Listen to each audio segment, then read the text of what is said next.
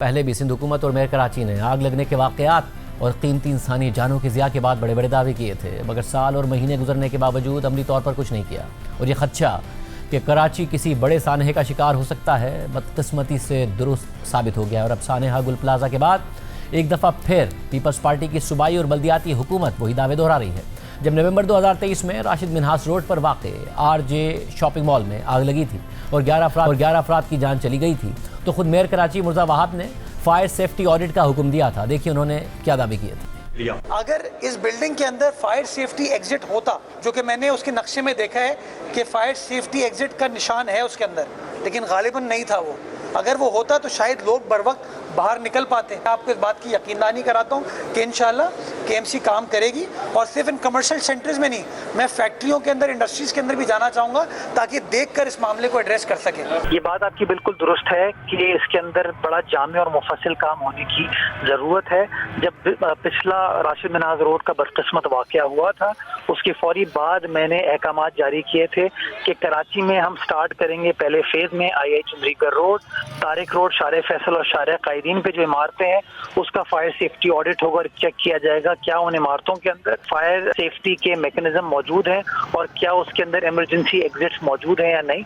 वो प्रोसेस इस वक्त ऑनगोइंग है। फायर सेफ्टी ऑडिट हमने स्टार्ट कर दिया है। जिन जिन बिल्डिंग्स के अंदर वो फायर सेफ्टी मैकेनिज्म नहीं होगा, फायर एग्जिट नहीं होगा, वो मेरे शहर में नहीं चल सकती। मेयर के हुक्म पर कराची की 3 मरकजी शाहराहों शाहराह फैसल, शाहराह कायदीन और आई चंद्रीगर रोड पर 266 इमारतों का ऑडिट किया गया, तो हैरानकुन तफसीलात का इंकिशाफ हुआ। जनवरी 2024 में यानी आरजे मॉल में आग लगने के वाक़े के 1 महीने बाद मेयर कराची को फायर डिपार्टमेंट की जानिब से ऑडिट रिपोर्ट पेश की गई, जिसे मीडिया में कवर भी किया गया। ऑडिट रिपोर्ट के मुताबिक शाहराह फैसल, शाहराह कायदीन और आई चंद्रीगर रोड पर वाक़े 266 रिहायशी और कमर्शियल इमारतों में से सिर्फ 6 इमारतों में आग बुझाने के आलात मौजूद हैं। साथ ही 62% इमारतों में इमरजेंसी एग्जिट्स ही नहीं हैं। 70% इमारतों में इंतहाई गैर मयारी किस्म की इलेक्ट्रिकल वायरिंग की गई है, जबकि 90% इमारतों में फायर अलार्म्स और स्मोक डिटेक्टर्स ही नहीं थे। हालांकि इन इमारतों में हज़ारों शहरी रिहाइश पजीर हैं या काम करते हैं। मेयर कराची के ऐलान के मुताबिक फायर सेफ्टी ऑडिट के पहले मरहले के तौर पर मज़कूरा 3 शाहराहों पर फायर सेफ्टी ऑडिट किया गया था।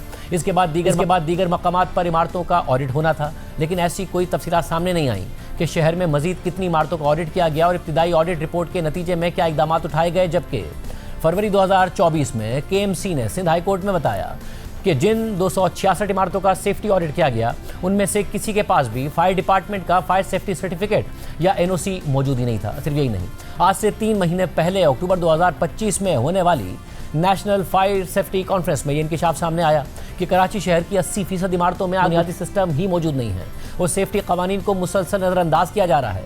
नुमाइंदा द न्यूज़ वकार भट्टी की खबर के मुताबिक तीसरी नेशनल फायर सेफ्टी कॉन्फ्रेंस और रिस्क बेस्ड अवार्ड्स के दौरान फायर सेफ्टी हुक्काम और स्ट्रक्चरल इंजीनियरिंग के माहिरीन ने खबरदार किया है कि कराची एक बड़े सानहे के दहाने पर खड़ा है, क्योंकि शहर की 80% से ज़ायद इमारतों में बुनियादी फायर सेफ्टी निज़ाम ही मौजूद नहीं है और 90% से ज़्यादा इमारतों में हंगामी अखराज के रास्ते ही मौजूद नहीं हैं। हुक्काम और सेफ्टी माहिरीन ने शहर की आग से निमटने की तैयारी को इंतहाई ख़तरनाक हद तक नाकाफ़ी करार दिया है।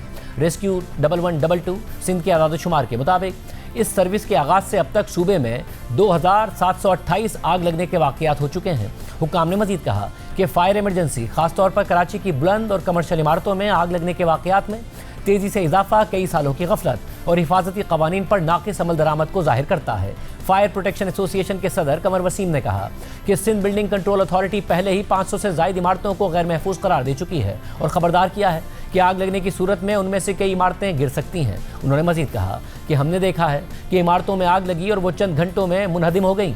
अगर हिफाजती कवानीन को नज़रअंदाज किया जाता रहा तो जानी नुकसान में बहुत इजाफा होगा। उन्होंने निशानदही की थी कि कराची में तकरीबन 80% आग के वाक़यात नाक़िस वायरिंग की वजह से होते हैं, जबकि गैस सिलेंडर फटने के वाक़यात तेज़ी से बढ़ रहे हैं। फायर प्रोटेक्शन एसोसिएशन के सदर के मुताबिक मसला आग बुझाने का नहीं बल्कि आग से बचाव का है, लिहाजा सिर्फ वायरिंग दुरुस्त करने से ही ज़्यादातर आग लगने के वाक़यात रोके जा सकते हैं। खबर के मुताबिक रेस्क्यू 1122 के CEO डॉक्टर आबिद जलाल ने कहा कि कराची में आग लगने के वाक़यात तशवीशनाक हद तक बढ़ गए हैं। नवंबर 2024 से अक्टूबर 2025 तक शहर में आग लगने के 1700 से ज़ायद हंगामी वाक़यात रिपोर्ट हो चुके हैं, जिनमें से ज़्यादातर शॉर्ट सर्किट और नाक़िस वायरिंग की वजह से हुए।